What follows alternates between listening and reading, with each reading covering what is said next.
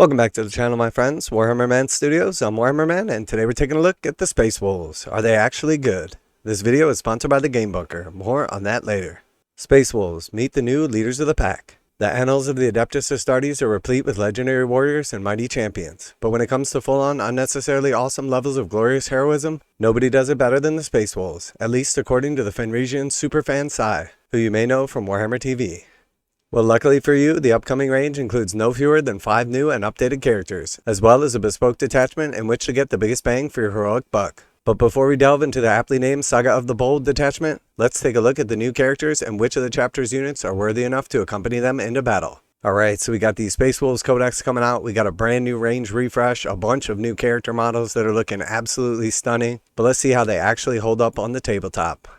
First up are the jaw-dropping new miniatures for Logan Grimnar, the High King of Fenris, and the champion of his Kingsguard, Arjak Rockfist. So 2 beautiful new models. The old Logan was definitely super cool, but this one is massively upscaled, and then now instead of the chariot or on foot, we have on foot with his wolves accompanying him. We've got a heroic base. He is looking absolutely fearsome. And then we have Arjak Rockfist, a wolf of legend, and his model was extremely out of date. It was very, very old and tiny. This new one is absolutely awesome. Definitely looking forward to putting these 2 on the tabletop. With both of these legends of the chapter taken to the battlefield in Terminator armor, their bodyguards of choice are Wolfguard Terminators. Rugged resilience will see these stoic Wolfguard protect their lords against all but the most determined attacks. Though to that end, you'll likely want to swap out a few Stormbolters for Storm Shields for that handy additional wound. And yeah, I definitely think this is good advice. I always like to have at least a few models with Storm Shields wherever possible for that extra wound. So if somebody has a bunch of damage 3 shots, you can put it on the 4 wound models, and then it takes 2 failed saves to kill a guy instead of 1. Alright, so here we see the Wolfguard Terminator special rule, Rugged Resilience. Each time an attack targets this unit, if the strength characteristic of the attack is greater than the toughness characteristic of this unit, subtract 1 from the wound roll. So very, very powerful rule. Terminators are toughness 5 already, so anything 6 or higher is going to be wounding you on 4s instead of 3s, and then if something strength 10 or higher, which is double your toughness, normally would wound you on 2s, it's going to go up to 3s. So very powerful ability, especially with an attached character. Keeping these 2 alive as long as possible will serve you well, for the old Wolf's Guile will burn through your opponent's CP at a rate of knots, while the Mighty Champion will smash apart anything they hold dear. So we have Logan Grimnar's Guile of the Wolf. Each time your opponent targets a unit from your army with the stratagem, if that unit is within 12 of this model, increase the cost of the usage of the stratagem by 1 CP. Alright, so we had the Vect Aura, absolutely amazing ability. Awesome to see this on Logan. So now you're going to put this dude in the middle of the fight with 5 or 10 Terminators attached. And then your opponent's going to want to gas up their units to try to take you down. And now when they try to do that, it's going to cost them an extra CP per stratagem. So if they want a heroic in, if they want to interrupt the combat, if they want to buff up their units to increase their damage output, it's going to cost them 1 CP extra per stratagem. So absolutely amazing ability. And then switching over to Arjak Rockfist, champion of the Kingsguard. Each time this model makes an attack that targets a character unit, you can reroll the hit roll and you can reroll the wound roll. So that's only going to apply to Arjak when he targets a character unit. So that means any unit with an attached character, not just a character, but it does only apply to Arjak, not the entire unit he is attached to. And then he has his ranged ability, anti-monster 3-up, anti-vehicle 3-up, assault, 6-inch range, 1 shot, hitting on a 2, strength 8, -2, 3 damage. So pretty nice ability to put some chip damage on a vehicle or monster. And then in melee, he has anti-monster 3-up, anti-vehicle 3-up, precision. And then he's going to have 5 melee attacks, hitting on 2s at strength 8, -2, 3 damage. And keep in mind, he's going to be re-rolling the hit roll and the wound roll, so his damage output is going to be very, very high. And then with the precision ability, he's going to be able to pick off characters at will in combat. So very, very cool data sheets.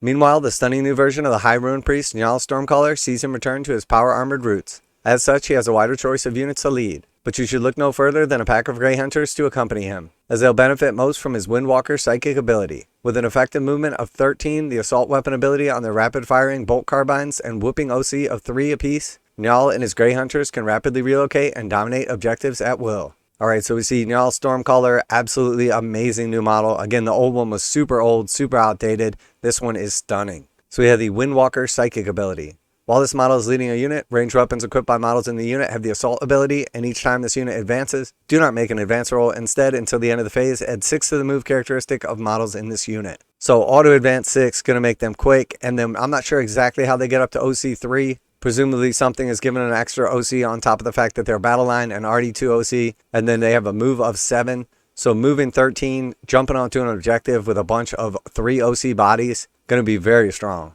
And then depending on what detachment you're playing, if there's something that gives them the ability to advance and charge, that's going to be absolutely stunning as well. Now a quick word from today's sponsor, Game Bunker. Game Bunker carries a full range of Games Workshop products, including miniatures, terrain, paint, tools, and more. Game Bunker offers 15% off MSRP for most Games Workshop products with the discount code WHMS. Receive free shipping in the continental United States on orders over $145. Online orders ship out within 24 hours. Game Bunker is a veteran-owned business. Use affiliate link below, enter discount code WHMS to save 15% on most items at checkout. For fast, friendly service with a discount on your favorite tabletop wargaming purchases, visit GameBunker.net and let them know that Warhammer Man sent you.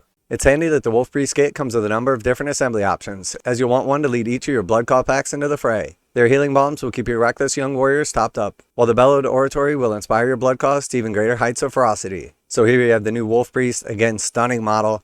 First, we have healing bombs. While this model is leading a unit in your command phase, you can turn one destroyed model, excluding character models, to the unit. So very strong apothecary ability, bringing back a model. And there's definitely some awesome and janky tricks you can use to make sure that you're on an objective using abilities like this. And then we have Litany of Hate. While this model is leading a unit, each time a model in this unit makes a melee attack, add 1 to the wound roll. So you basically have the apothecary ability and the chaplain ability combined in one. Absolutely awesome. Very, very good.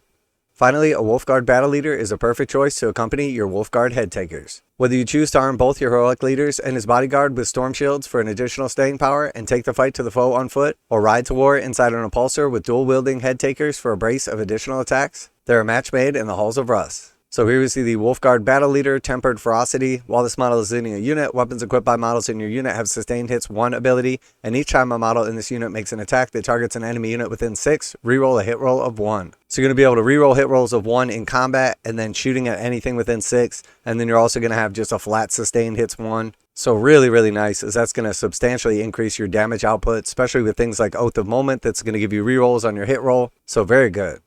So the most heroic of all detachments, Saga of the Bold, you want to load up on as many characters as possible so that your units benefit from all those handy rerolls, courtesy of Heroes All. The more character units you have, the more likely you are to successfully achieve 3 or more boasts, therefore completing the saga and earning similar rerolls for your non-character units too. So we have the detachment rule, and keep in mind you're still going to have the faction rule, Oath of Moment, so you're going to have your rerolls built in for 1 unit, and then the detachment rule, Saga of the Bold, Heroes All.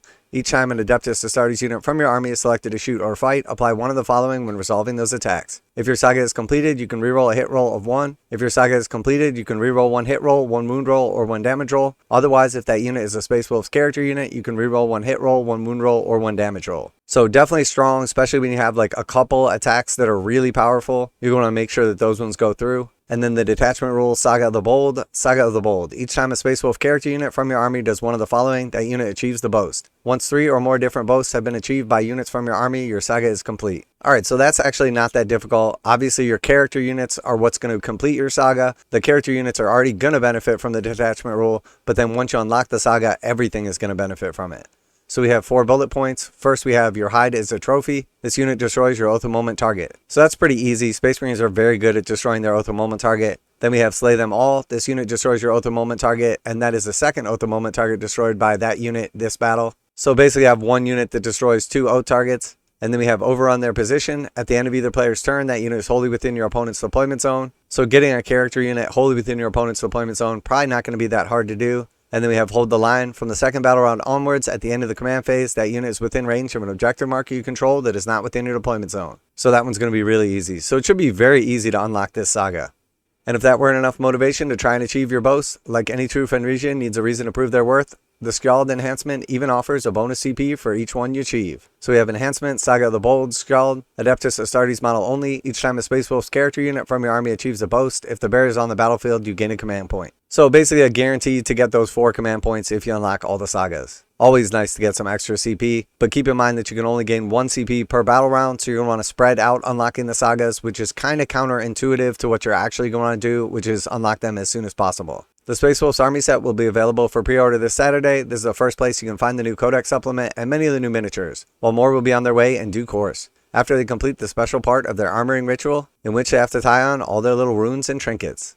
Alright, so we got some absolutely stunning new models. Specifically, the characters are looking amazing. We've got some awesome new rules. Space Wolves known for their characters, especially their legendary heroes. And I am definitely looking forward to this new army, these new models. I've been waiting to start a Space Wolves army for literally years, waiting for the new models, the range refresh, and now it is finally here. And I will definitely be building, painting, and playing some Space Wolves. So let me know what you're most excited about. What do you think of the new rules? What detachments are you hoping to see? Always like to hear back from you guys in the comments. And as always, special thanks to the Game Bunker for sponsoring the channel. Check out the link in the description to save 15% on most Games Workshop products with code WHMS at checkout. Warhammer Man Studios, I'm Warhammer Man, and I'm out of here.